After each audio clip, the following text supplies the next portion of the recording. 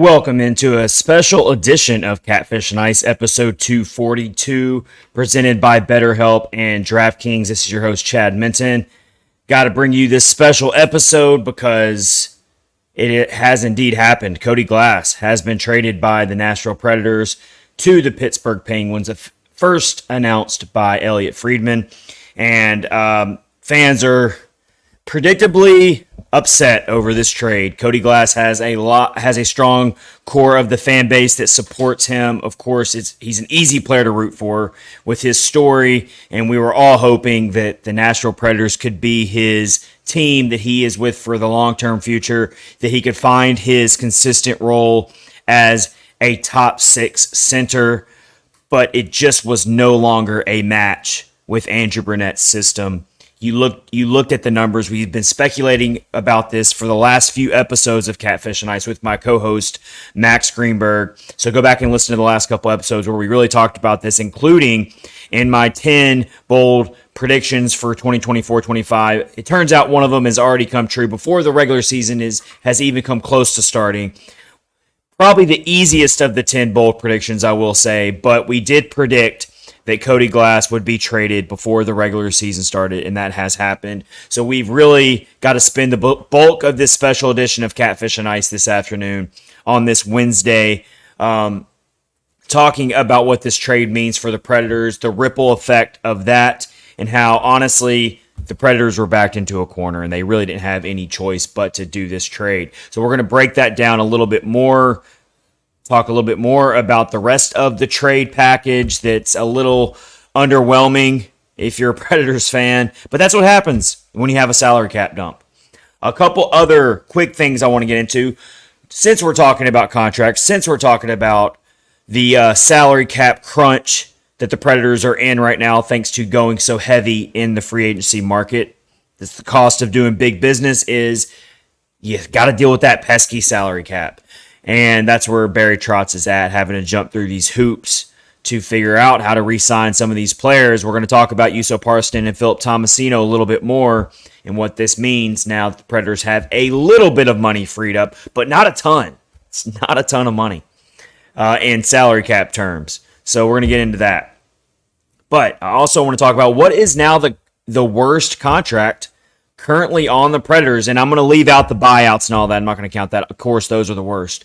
And the Predators are still in a lot of buyout trouble when you talk about Kyle Turris, when you talk about Matt Duchene, of course.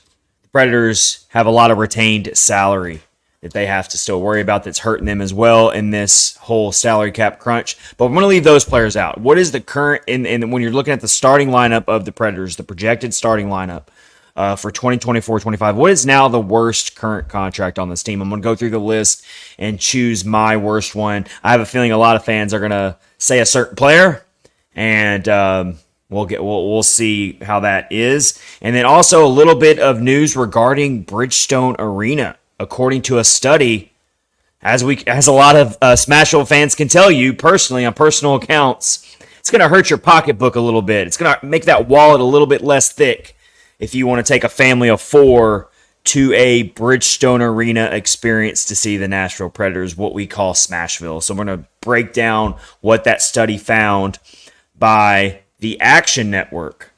So good stuff there. That's what we're going to do in this quick special edition, express edition of Catfish and Ice, episode 242, part of the Hockey Podcast Network. Please hit subscribe if you're watching this video on YouTube right now. The subscriptions help us out a ton. We are on Spotify. We're on Apple Podcasts. We're on all the major podcast platforms.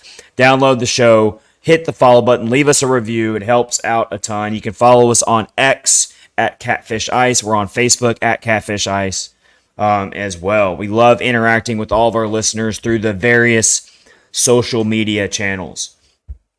And we're going to tell you more about our sponsors in the middle of this episode. BetterHelp. This episode is sponsored by BetterHelp. And of course, DraftKings as well with our promo codes THPN for both of those amazing sponsors. Let's get into it. I'm going to put it on the screen here for the YouTube viewers, but let's really break down this trade that came yesterday on a Tuesday that inevitably sends Cody Glass away from the Predators to the Pittsburgh Penguins, a team that a lot of fans do not like. And so you got that. But of course, yeah, Cody Glass, you shed that $2.5 million in the cap hit. So that does help a little bit. That's basically what is forcing this trade is, of course, the salary cap situation. The Predators, before this trade happened, had approximately $600,000 in cap space. That's it, $600,000 in cap space. So there, I've got it on the screen here pulled up. A cap hit of $2.5 million for 25-year-old Cody Glass, who will be a UFA in 2026. And look at what the Predators get in return. At best, a lot of analysts are saying that Jordan Frasca, who is coming back in the trade to the Predators organization, at best, he is AHL depth player and a long shot to ever be an NHL impact player. 23-year-old prospect. His primary position is center. He has spent all of his majority of his time in the OHL or the ECHL in junior level hockey. He's played a handful of games in the American Hockey League, and all accounts are saying that Jordan Frasca is going to have to really battle his way into the Milwaukee Admirals lineup this upcoming season. So that's what you get. So when the Predators are forced into a trade like this, where you're desperate, and that's what the Predators were. They were desperate. Zoom in a little bit. They were desperate to free up some cap space. And the reason why, of course, is we all know about Philip Tomasino and Juuso Parssinen, who are much higher up in the depth chart. Well, I won't say much higher, but they were definitely higher than Cody Glass. They had a more clear-cut path to being regular starters in, at the very least, the Predators' bottom six of the lineup. Whereas Cody Glass, who is a primary center, had been squeezed out of the Predators' lineup, being that primary center. Whereas when you look at Parssinen and when you look at Tomasino, they can play the wing. Let's look at Tomasino. He was originally drafted as a center, and ever since it has been realized that his NHL future is going to be at the wing, most likely right wing. So there's more opportunities to find your way into the lineup when you can play the wing. Then you look at Parssinen. Parssinen, preferably you would love Parssinen to settle in as a center down the road. But Parssinen as well can play the wing. Whereas Cody Glass, his strength is at center. You don't want to play him at a wing. And you're definitely not going to play him at wing ahead of Parssinen or Tomasino. So that was kind of the dilemma the Predators faced when it come to they want to re-sign Tomasino and Parssinen. Cody Glass is the odd man out, making that $2.5 million. And it just had to happen this way, honestly. There's just no way around it. And so you go further down, though, on this trade package. And this is where fans are really like, okay, a lot of fans I'm coming across on social media responding to our articles that we've written on this and other stuff. They have said, okay, they understand that the trade had to happen as much as they love Cody Glass. What they're upset about is the Predators had to send 2 draft picks to the Penguins to get this done. A 3rd-round draft pick in 2025. I'm going to scroll down on the screen here so you can see it from Puckpedia, who's what we're using. But look, draft pick acquired originally from the Minnesota Wild, but it was acquired by the Nashville Predators in a trade with the Philadelphia Flyers, and then sent to the Penguins now. So that's a 2025 3rd-round pick, and then a 2026 6th-round pick, which, not a huge deal when you look at it. But so the Penguins are stockpiling some draft picks along with getting Cody Glass, who they hope can be a bottom 6 player for them right out of the gate. Right when the season opens up here, we could see Cody Glass as a 4th-line center for the Penguins to open up the season. And that's where Daily Faceoff has already updated their projected lineup for the Penguins, and they got Cody Glass as a 4th-line center. So let's go back and look at Cody Glass's career with the Predators. Let's get that off the screen there. All All right, so let's look at Cody Glass's career as the Predators. I mean, let's just not forget that this guy had a hat trick this past season, back in March. I mean, could you have seen it coming to this back on March the 2nd, 2024?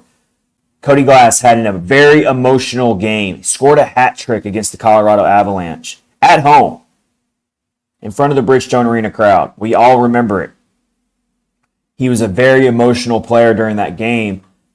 Had a hat trick.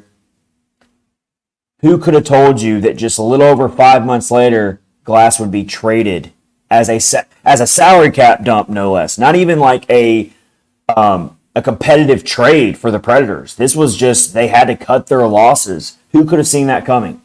But despite the hat trick and despite some other numbers, including, Cody Glass did what he could to push offense. He got buried on the depth chart. Look at the game. Look at the game before he scored the hat trick. He only had 10 minutes of ice time the game before his hat trick against the Minnesota Wild. He had an assist in that game, but he only played 10 minutes of ice time. He had 15 minutes of ice time during the hat trick game, but then you look at the rest of his games after the hat trick. After the hat trick, he missed 3 weeks of action between March the 7th and March the 28th. But you look at it, 11 and a half minutes of ice time, 11 minutes of ice time, under 12 minutes of ice time. Then at Colorado, he had 12:24 of ice time, 12:44 of ice time, and then 11:08 of ice time. His last game possibly ever as a Predator, unless he comes back at some point down the road, which is unlikely. But he scored a goal in his last game for the Predators on April the 13th against Columbus. He scored a goal in 15 minutes of ice time, 3 shots on goal in that game. So in his hat trick game, he had 6 shots on goal. So it's not as if he was just a complete bust and he wasn't doing anything, but the Predators just could not find a way to keep him. And so you look at Cody Glass's total career stats with the Predators. 121 games, 20 goals, 29 assists for 49 points, only 40 penalty minutes, averaged 14.06 of ice time, 9% shooting percentage, which is a little below average on 222 shots on goal. Didn't provide a ton of defense for you, but did pick up the physicality a little bit. 106 hits in his career with the Predators, 55 block shots, 48% in the face-off circle. So those are just some of your main stats that Cody Glass had with the Predators. He even saw 2 games of playoff action in 2021-22 for the Predators, but did not appear in any playoff games this past year against the Vancouver Canucks. So there you have it. Cody Glass to the Penguins, $2.5 million shed off the salary cap, and so that puts the Predators just shy of approximately $3.1 million in projected cap space, which is still a razor-thin margin considering you still have Spencer Stastny on a 2-way contract. So some of that cap hit's going to be cut into when we expect Spencer Stastny to be on the NHL level. Then you still got to find money for Tomasino and Parssinen. So what I'm thinking here is Predators aren't done making some type of a move, whether it's another trade or something else. I'm starting to feel like it's very possible that either Tomasino or Parssinen are not brought back. I don't see it's going to be very difficult for the Predators to keep both of them. I think trading Cody Glass was just so they could get some breathing room for Stastny's 2-way contract when he gets to the NHL level, and also to choose between Tomasino or Parssinen. And I wrote an article on Predlines about this, asking this very question. Who is more important to the Predators' future, Parssinen or Tomasino? A very, very difficult question to answer. Very difficult. And you look at it, Philip Tomasino has a higher ceiling. He has more raw talent. He could end up really exploding at any point once he gets the right situation, the right line mates. You look at Parssinen, much lower ceiling. He was a 7th round draft pick. But I think my co-host Max Greenberg actually said this as well. Steal it from him because I thought it was a really good assessment from him. Parssinen has the lower ceiling maybe, but he might be the more safe choice, the more stable choice, because Parsonson's got the bigger body. He can end up being a career third or fourth line player, which those players are still very important. And I think you can get Parssinen for much cheaper to re-sign him out of RFA status right now. You could keep him for a lot less money than what it might take to keep Philip Tomasino. And with only $3.1 million to work with right now, unless another trade is coming, a lot of people are going to keep bringing up Dante Fabro as another player who also makes $2.5 million against the cap hit. If you trade Dante Fabro, well, then suddenly you have plenty of cap space for Stastny, Tomasino, and Parssinen. But are you really willing to part ways with Dante Fabro, who still has top 4 defenseman capabilities? Are you really willing to part ways with him to put all your eggs in the basket of Tomasino and Parssinen? That's another really tough dilemma that Barry Trotz has to assess there. Fabro's only signed for 1 more year, though, too. So you got to think at some point Fabro could, if not now, will be 2025 trade deadline bait. But, Fabro really does solidify your defense as a 7th defenseman. If you put Stastny in there as a starter, then Fabro is your interchangeable. And he's too good. He's too talented to be a 7th defenseman. Fabro should be a full-time starter somewhere. On some teams, he could be a second-line defenseman. On some teams that are much more thin with their defensive corps. But he's at worst a bottom-pairing defenseman. I actually think he's better. But in this situation with where the Predators are, after going out and getting Brady Shea in free agency, and you don't want to break up the combination of Alexander Carrier and Jeremy Lauzon, who were so effective as a pairing last year. You really want to keep them together. And you bring Alexander Carrier back when he was once thought to be lost in free agency this past year. No one expected that to necessarily happen. So it's just changed everything. A lot of ripple effects here going on for the Predators and their salary cap situation. And it's a good problem to have that you have all these really good players, quality players, but there's a salary cap for a reason. You can't keep them all. So this is far from being over and a done deal for the Predators right now. It's very far from being over. Trotz still has a lot to figure out. I think in the end, and I could be totally wrong on this, this is just my opinion, I think in the end, Tomasino is going to be another player that's either traded or he's just lost. I think the Predators, with the money they have available, they're going to find a way to re-sign with this newfound cap space. They're going to find a way to sign Parssinen to a pretty modest deal to keep him around. And it's going to be just as hard, maybe even harder for Preds fans to swallow losing Tomasino after just losing Glass. But I'm leaning towards Tomasino might be lost as well. And then you move forward with what you have, and you're kind of thin in your forward group at that point. You're going to have to start looking into your prospect pool to figure out, okay, who can jump in and get some occasional starts from time to time. It'll leave room for some prospects to come into the lineup possibly. But that's just my thought. I'm not predicting it necessarily, but I'm leaning towards if you got to pick one or the other. I feel like Tomasino might be a little too expensive to keep, and they're going to go with Juuso Parssinen, who will be a starter in the bottom 6 to open up the season. That's what I'm leaning towards.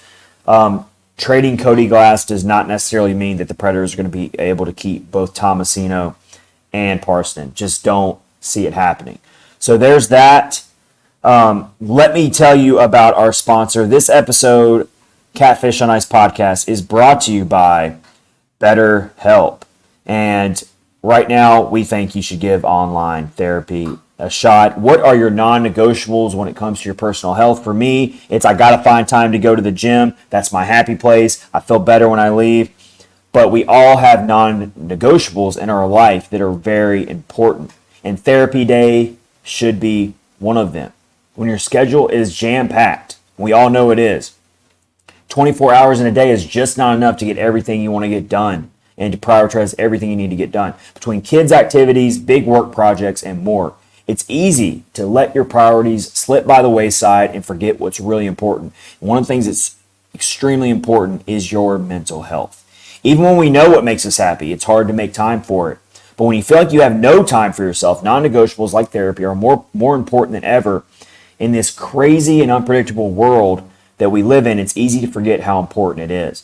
And so I can totally attest to that, how important it is to sometimes get caught up in the hustle and bustle of life and forget about your own personal mental health. And that's where therapy can come into the picture, and that's where BetterHelp can come into the picture for the broader benefits that they can bring.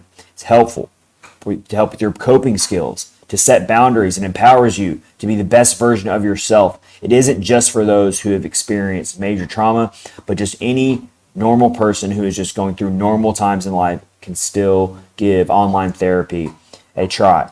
If you're thinking of starting therapy, give BetterHelp a try. It's entirely online, designed to be convenient, flexible, and suited to your schedule, which is so important. We all have different schedules. We all have hectic schedules. We all work different shifts at work, whether you're a third shifter, whether you work the evening shift like I do.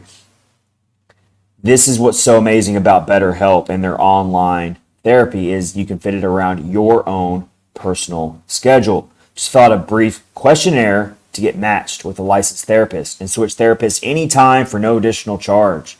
So never skip therapy day with BetterHelp. Visit BetterHelp.com/THPN today to get 10% off your first month. That's BetterHelp, HELP.com/THPN. All right. That is, thank you to our sponsors, BetterHelp. All right, so let's do it. Now that we're all this salary cap talk, all these contracts, what is the worst current contract on the Nashville Predators? Let's go back to our trusted source, Puckpedia, and let's start looking at some of these contracts here and what we think could be the worst contract on the team right now. So I'm going to put this on the screen. We're going to start with the forwards and work our way down. For our YouTube viewers, again, if you're watching right now, thank you so much for watching the live video, and hit subscribe if you'd like while we're doing this. Of course, this is your host, Chad Minton, Catfish and Ice, episode 242, presented by DraftKings. Let's get this up on the screen here for our YouTube viewers. We'll also share some clips on our YouTube channel and on our Facebook page, so stay tuned for that as well. All right, so I got it on the screen there. We are going to look through this list together and decide what is the worst current contract on the Predators. So let's start doing some process of elimination there. At least as of now, we can't call Philip Forsberg the worst contract on the Predators. He's making $8.5 million per year. After the season he just had of 90-plus points, yeah, no one's going to argue that. Down the road, Steven Stamkos making $8 million a year remains to be seen. We can't judge it now. He hasn't even played a game yet. But check back in 3 years maybe, and fans might be really upset about that. But $8 million per year for a future Hall of Famer, on the surface, I don't have a problem with that contract at all. Jonathan Marchessault, the complete opposite end of the spectrum for me. I think that's one of the best contracts on the Predators right now at $5.5 million. But again, these two signings, Stamkos and Marchessault, is a major reason why Cody Glass is now being traded. There's just not room for all these guys anymore when you go out and sign these players who are, your top six is so locked in pretty much in stone that it really makes the bottom six hard to find room for as well. It's just the Preds lineup looks very set right now. When you look at the entire starting lineup, it's extremely set before we've even gotten into training camp yet. But Jonathan Marchessault, great deal. Ryan O'Reilly at $4.5 million is another deal that's not going to come anywhere close to being considered a bad contract after you saw what he gave to the Predators last year, including his power play presence, including his championship leadership abilities. Tommy Novak at $3.5 million could end up being a huge bargain after this season. Let's see how he handles being a second-line center, most likely. If he ends up really breaking out, if he ends up playing very well with Stamkos and Marchessault on the second line, that could be another bargain contract for you right there. With Novak at $3.5 million per year, and he is signed for the next 3 seasons. So that could potentially be one of the best contracts you could ever see possible for the Predators if he ends up truly seizing this opportunity to be a second-line center. Nyquist, $3.185 million per year, 1 more year. He's going to continue to be the subject of some trade rumors, but a lot of that has been squashed after free agency because you would think that Nyquist, you want to keep the band together. You want to keep that top line that was one of the most efficient in Preds history together when it comes to Forsberg, O'Reilly, and Nyquist. So probably definitely not going to be traded, but $3.185 million per year is looking pretty solid. Colton Sissons, I mean, I'm having a hard time finding a bad contract right now if you understand where I'm going with this. I mean, the Fords, I mean, it's hard to find faults in any of this. Colton Sissons has been signed to his current contract for so long now. Feels like forever. He's making $2,857,143 per year. Yes, a very, very odd random number there. But he is signed for 2 more years. What he brings to you, the leadership to the bottom 6, his versatility, his two-way ability, his face-off circle ability, his penalty kill ability. You can throw him on the power play if you have to. He's just the Swiss Army knife. He's trusted. He's reliable. He's all reliable. So can't find fault in that one either. Cole Smith's only making $1 million per year. Michael McCarron making $900K for what he does. Mark Jankowski making $800K. I saw a really interesting stat from Money Puck that I want to share with you that I saw right before I started recording this episode today.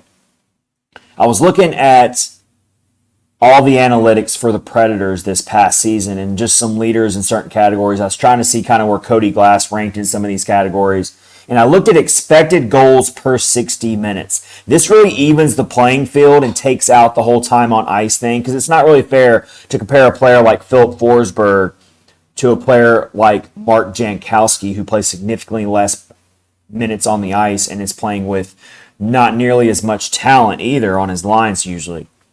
But looking at expected goals per 60 minutes this past season, according to Money Puck. So this really is rating how offensively efficient you are. You're not always scoring the goals, but you're generating offense. You're generating scoring chances. I was shocked to see that Mark Jankowski was second on the Predators last year in expected goals per 60 minutes. Let me repeat that. Mark Jankowski. I hit refresh on this page a couple times to make sure I was seeing this right. Mark Jankowski was second on the Predators this past season in expected goals per 60 minutes. Only Philip Forsberg was ahead of him, way ahead of him at 1.5 to lead the team. Mark Jankowski, number 2 at 1.19 expected goals per 60. Jason Zucker was 1.17, who has now been lost in free agency to the Buffalo Sabres, I believe. Ryan O'Reilly, number 4, not a surprise there to be near the top of the list. And then you see Cody Glass, who we've already talked about, was just traded. He was 5th on the team in expected goals per 60 minutes. Just a shade below 1 expected goal per 60 minutes. I did tell you he had a 9% shooting percentage, which puts a dent in his overall production. Colton Sissons, number 6 on that list. Nyquist, 7. Evangelista, 8. The list goes on and on. But just really surprised, and I had to bring that up since we're looking through these contracts, and we're looking at Mark Jankowski making just $800K per year. So pretty amazing stuff. Let's get down to the defense. Of course, we see Tomasino and Parssinen, who are still RFAs right now. So can't really comment on them yet because we don't know what contracts they're going to get. Roman Josi, the highest paid player on the team right now, making just north of $9 million per year. He's signed for 4 more years. You'd have to be crazy to say that that's a bad contract, considering what he does, being one of the best defensemen in the league. Still has Norris Trophy capabilities, and he's the captain, of course. Brady Shea. Let me stop here at Brady Shea. Now, just like I said, Stamkos, it's hard to judge a contract when he hasn't even played his first game for the Predators yet. But I gotta say, that contract could really end up coming to bite us. $7 million per year, and the length of it, 4 years at that. The guy's 30 years old. I think in the short term, it's going to be beneficial. It's going to be an upgrade, especially if he plays on the top pairing with Yossi and he supplies power play depth as well. Possibly I could see Brady Shea on that second power play unit. It's going to be good. I think we should see good things at the forefront. But down the road, the length of the contract and the $7 million per year scares me a little bit. That could really hamstring this front office down the road if Shea doesn't live up to that level. He's not a UFA until 2030. Let's see. He's not a UFA for a while, but he signed for a while. More than 4 years. He's not a UFA till 2031. That, I've almost got to say that's the word. I'm looking at it right now. Brady Shea, there's his profile. 7 years at $7 million per year. I don't want to curse this guy when he hasn't even played his first game for the Predators yet, but that is a big contract to live up to, and it's one that has the potential to really be an eyesore for this front office if he does not live up to that. And it might take a year or two before people start freaking out over it, but he's got pressure to really produce at a high level for that type of length of a contract. It's the length that has me really worried, more so than even the total value. That's a lot. So Brady Shea's coming in as my worst contract right now. I know that's a little unfair because he hasn't even played a game yet. Alexander Carrier, $3.75 million. Let's see how he performs. He just got brought back out of nowhere. And of course, going further down, Luke Shen is what a lot of people are going to say. Luke Shen at $2.75 million. Not an expensive contract at all, but fans just don't like Luke Shen. I mean, he's grown on me. I think he serves his role really well. He's the protector. I like to use the term protector for Luke Shen because he provides that big physical presence. He's steady. He's smart. He's got championship pedigree. Of course, we know that Barry Trotz has, quote, called them serial winners, is what he likes. So, and he's making under $3 million with the salary cap going up. People want to see Luke Shen traded right now. Badly. I don't see anyone beating down the door to trade for Luke Shen. Really don't. But I see kind of where people are coming from, but it's just such a low value. $2.75 million is nothing for a guy who's won a Stanley Cup, a guy who brings you stability. Does anyone remember the days of the Predators having a revolving door on their third defensive pairing, and it was just a mess? Don't discount how important stability is on your third defensive pairing. It's really important. You can't have a third defensive pairing that just constantly gets torched for goals and gets torched for penalty minutes. Can't have it. So he provides stability. He does what he does. For $2.75 million, that's about the best you're going to do. I cannot call that the worst contract on this team. Cannot do it. Dante Fabro at $2.5 million. It's not really Fabro's fault, but that you could make an argument that's the worst contract on the team if Fabro ends up being a healthy scratch to open up the season. I mean, how are you paying a guy $2.5 million to be a healthy scratch? So maybe even more than Brady Shea, I might have to call Dante Fabro even at $2.5 million to be the worst contract right now because you're wasting away $2.5 million for a guy who's not even playing heavy minutes for you. And when he's not in the game, he's a healthy scratch. But even when he is in, where are you going to put him? Is he really going to be a bottom pairing defenseman when he has much better talent to be higher in the lineup? $2.5 million could look bad. Now he's only signed for one more year. He's going to definitely be an easy trade candidate coming up on the 2025 trade deadline, if nothing else. So I can't call it the worst contract, but it doesn't look great if he's going to be a healthy scratch. It's pretty bad. One thing to healthy scratch a guy who's making less than $1 million, but $2.5 million is up there for a guy you're not using to the best of their abilities. Jeremy Lauzon at $2 million, total bargain. And then Tyson Barrie, who's being rumored to be shopped around. He's eventually going to get signed by somebody as a seventh defenseman. We just don't know where yet, but it'll happen. Saros still has one more year left of making $5 million. And then his contract jumps up to $7.740 million per year until 2033. Now, cannot judge that contract right now. It's impossible. And if anything, I think they got a really good deal on the AAV below $8 million. And with the salary cap continuing to go up over the length of that contract, the life of that contract, in the end, unless Saros just completely falls off and just out of nowhere becomes just a really bad goaltender, which I don't see happening, that contract's going to get better and better over the life of it, I really feel like. So got one more year of him at $5 million and then, goes up considerably.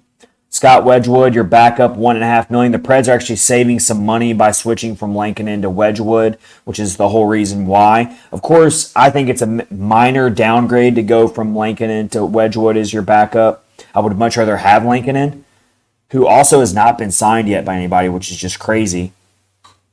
But Wedgwood at $1.5 million for your backup is a totally fair contract salary to pay for a backup, so no qualms there. So there you have it. We went through all of them. I'm going to have to say Brady Shea, as unfair as that sounds. On a team full of bargain contracts, honestly, a team full of a lot of bargains, it's hard to find the worst contract right now on this team. I got to go with Brady Shea because of the 7 years. That's such a long time to invest in a player. So we'll see if I eat my words on that. I hope I do. I think it's going to be fine for the first year of the contract, maybe even the second year. But as it gets further down the road, he's going to have to really keep up a high level of hockey. And he's already 30 years old. I'm really worried that the back end of that contract is going to be really an eyesore for this team. So send me your opinion on that at Catfish Ice on X or at Chad_Minton, or comment in the YouTube section below and tell me what you think is the worst current contract for the Predators right now. So there you have that. We are rolling along here in this special edition of Catfish and Ice episode 242, presented by BetterHelp and also presented by DraftKings, and going to tell you about our sponsor, DraftKings, which has been with us for a long time. DraftKings is an amazing sponsor, and even though it is the off season and the Olympics are over now, congrats to the United States for doing so well in the gold medal count and the overall medal count. Really impressive Olympic showing from Team USA. But right now we're kind of we got baseball, we got some golf.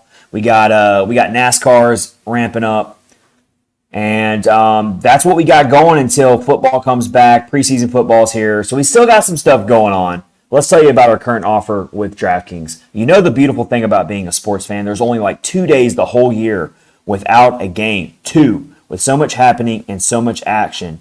That makes just about every game day at DraftKings Sportsbook. It's super easy for first-timers to get started. Try betting on something simple like picking a team to win. Go to the DraftKings Sportsbook app, select your team, and place your first bet. Let's tell you about some MLB action right now with DraftKings. It really couldn't be any easier and any simpler. So right now, let's tell you about DraftKings and some offers going into Thursday action. Got a lot of baseball fans out there. This is kind of when I switch into baseball mode because the playoff push starts. I don't have a lot of other sports to distract me and stuff like that. And so you look later today, you got the Atlanta Braves at the Giants with the Braves as minus 205 favorites.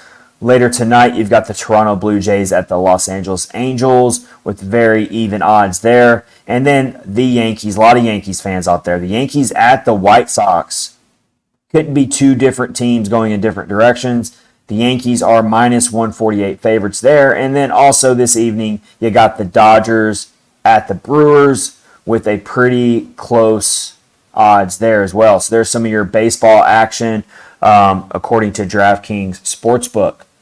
And if you're new to DraftKings, you got to check this out. New customers bet $5 and get $150 in bonus bets instantly. Download the DraftKings Sportsbook app now and use code THPN. That's code THPN for new customers to get $150 in bonus bets instantly when you bet just $5. Only on DraftKings, the crown is yours.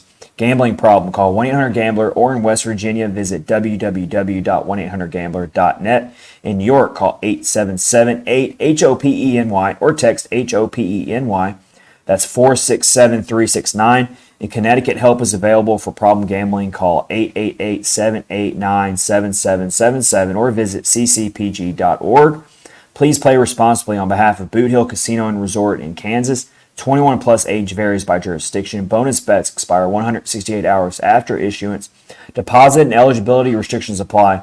See terms and responsible gaming resources at dkng.com/base. All right, there's your DraftKings current offer with our promo code THPN, part of the Hockey Podcast Network. Want to get into my final bit of Preds news today, and that is regarding Bridgestone Arena. So a recent study by Action Network rated Bridgestone Arena as the fourth most expensive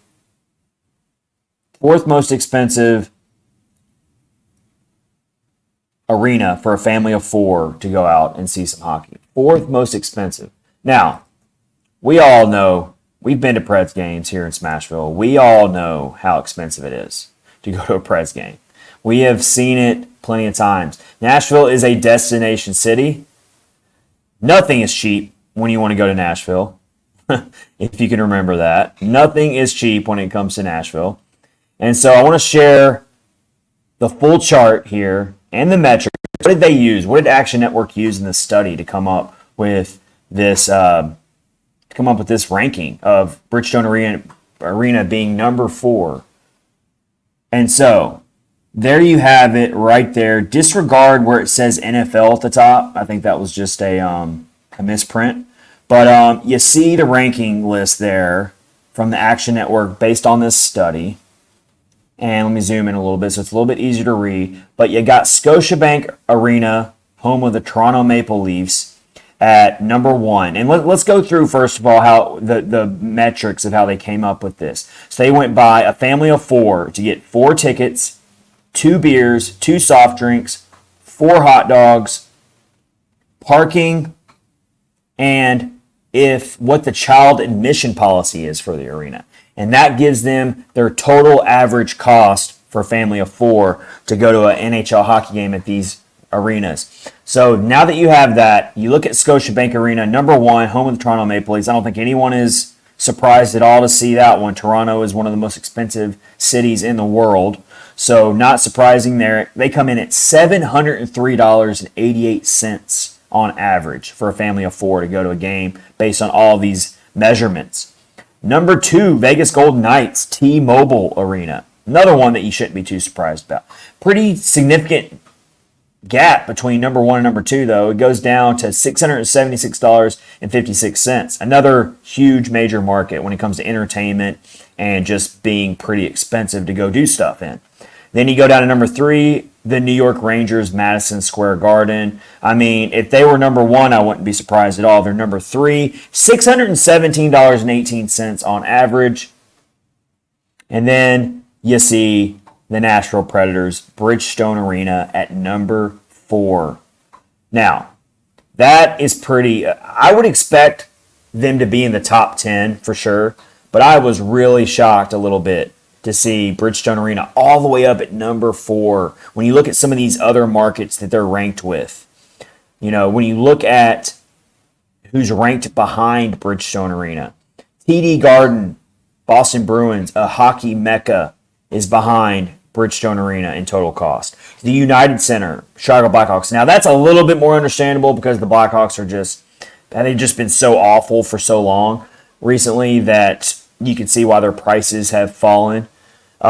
Seattle Kraken Climate Pledge Arena is number 7 on the list. Washington Capitals Capital One Arena number 8. Montreal Canadiens the Bell Center number 9. And rounding out the top 10 is the LA market. Los Angeles Kings Crypto.com Arena is number 10.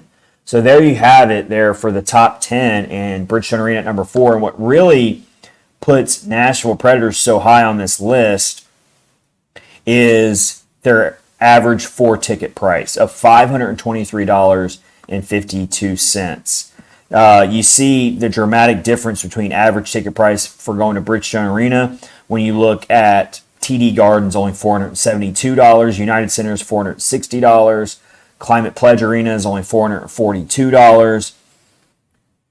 Madison Square Garden, for comparison, on average for 4 tickets is only $2 more expensive than Bridgestone Arena. That sticks out to me a lot. That's pretty surprising. And then you look at other things in Bridgestone Arena that actually helps it. A lot cheaper than some of these other markets. Parking, $14.76 on average for parking for Bridgestone Arena, when you see like TD Garden right behind them on the list at $22.60. The concessions are a little bit cheaper too, but again, what really shot the Predators up in terms of being on this list so high is their ticket prices. And so that naturally leads me to think, how much more is that going to change? Because that's rating last season, of course, not this coming up season. So that naturally leads me to believe, now that you got Stamkos coming in, now that you got Stanley Cup aspirations, how much more is all that going to change? I mean, could the Predators end up going even higher than number 4 on this list when it's all said and done? I mean, you got to wonder how much more ticket price is going to go up now that you got Stamkos coming to town, now that you got Marchessault, now that you're got all this talk about Stanley Cup, now that the rest of the NHL has got the microscope on the Nashville Predators. They're no longer just this cute little story that might make the playoffs and surprise people. No, there are some analysts out there who are bullish about picking the Predators to maybe win the Stanley Cup. I think they've got the 4th or 5th best odds in the Western Conference to win the Stanley Cup. So even Vegas is bullish on picking the Nashville Predators as a trendy Stanley Cup pick in 2025. So let's see how those ticket prices change. I think we can all agree that Bridgestone Arena is one of the best hockey experiences in all of NHL hockey. So you can justify the high prices when you talk about how fun and how entertaining a game at Bridgestone Arena is. I mean, how many stories are there out there of people taking their friends to a hockey game that have never been to a hockey game? They might not even be hockey fans. And you take them to a Bridgestone Arena game and they leave being die-hard hockey fans. That's what Bridgestone Arena does. So you get a show. It's not just hockey. You get all the entertainment. You get all the amenities. You get all the festivities. You get the live music. all the restaurants and stuff that's inside Bridgestone Arena. It's almost like you're not just going to a hockey game, but you're going to this huge live, immersive event. So I totally understand why they're in the top 10, but I am a little surprised they were all the way up at number 4. And on the flip side, some of the teams you would expect to be the most affordable, just want to share that with you real quick. Mullet Arena, no surprise there, was one of the most affordable arenas, which is now not going to even be having NHL hockey. Go figure. With the Arizona Coyotes now packing up and moving to Salt Lake City, Utah. So we'll see where the Utah home base ends up coming up on this list. I'm assuming they're going to be pretty affordable as well. But that's what we got for you in this special edition of episode 242. Wanted to jump behind the mic and get you a quick episode to really react about the Cody Glass trade. Really wish Cody Glass the absolute best. He's a great human. He's a hard worker. He's an awesome competitor. And I'm really rooting for him to find his place with a Pittsburgh Penguins team that's kind of going into a mini rebuild. They've got some aging superstars. Their Stanley Cup window is almost certainly shut at this point, and they've got to reload. They've got to retool. And hopefully Cody Glass can be a big part of their retool, as much as I hate to say that. I don't want anything good to ever happen to the Pittsburgh Penguins. But now that they got Cody Glass, I got to kind of root for him at least.